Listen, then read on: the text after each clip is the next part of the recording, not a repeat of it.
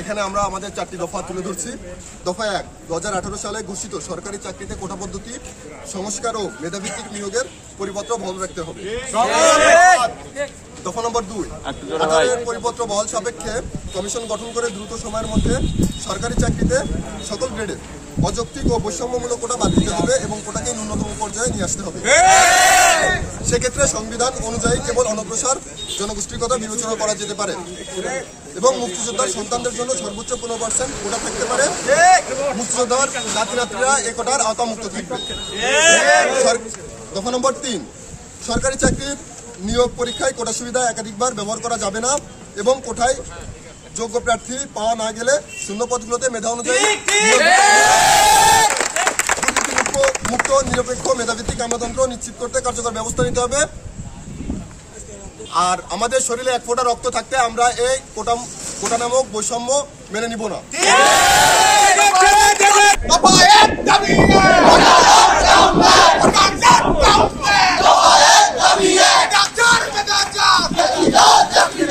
যতদিন পর্যন্ত না মাননীয় প্রধানমন্ত্রী শেখ হাসিনা এই আমাদের বিষয়টি দাবি না মেনে নিচ্ছে, আমরা ততদিন পর্যন্ত এইভাবেই রাজপথে থাকবো। আমাদের শরীরে যত দিন পর্যন্ত এই থাকবে, আমরা ততদিন পর্যন্ত রাজপথে থাকবো। আজকে যশোর বিজ্ঞান ও প্রযুক্তি বিশ্ববিদ্যালয়ের সকল সাধারণ শিক্ষার্থীরা একসাথে হয়েছে।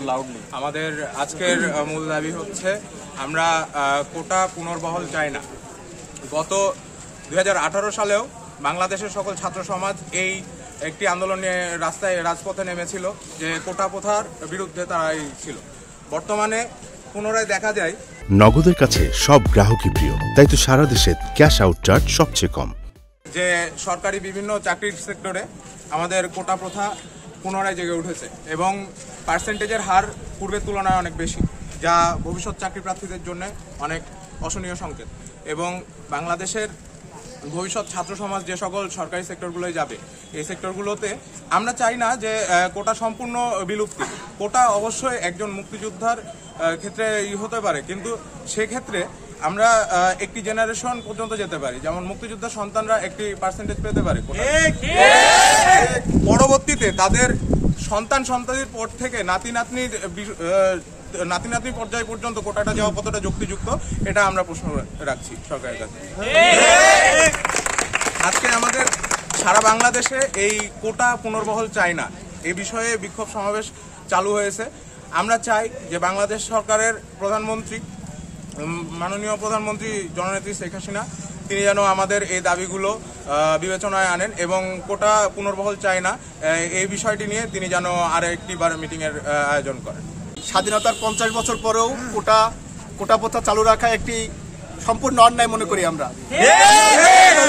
মুক্তিযোদ্ধাদের সকল সুযোগ সুবিধা দেওয়া হোক, তাদের সুন্দরভাবে বেঁচে থাকার জন্য তাদের যা দরকার তার সম্পূর্ণ ব্যবস্থা করা হোক এবং মুক্তিযুদ্ধের 50 বছর পর এসে তারা নাতি নাতনিরা এই দেশের 56% পর্যন্ত কোটা পাক, আমরা এই দাবি আমরা মানি না। আমরা বঙ্গবন্ধু কন্যা জননেত্রী শেখ হাসিনার কাছে এটুকু আবেদন করতে চাই যে আপনি আরেকবার ভেবে দেখুন এবং ছাত্র সমাজের দাবি মেনে নিন।